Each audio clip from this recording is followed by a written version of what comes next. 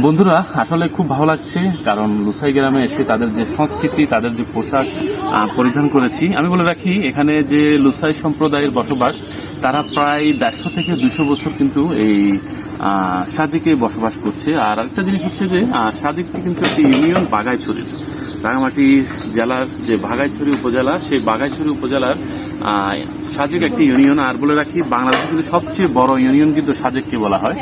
তো এখানে কিন্তু যারা লুসাই সম্প্রদায়ের মানুষ যারা বসবাস করে এখানে, তারা কিন্তু প্রায় 150 থেকে 200 বছর এখানে বসবাস করে। আর এগুলো হচ্ছে তাদের ট্রেডিশন ছিল। তারা একসময় কিন্তু বন্য প্রাণী শিকার করে খেত। তাদের জীবন কিন্তু বলা যায় একটা যুদ্ধের সাথে কিন্তু।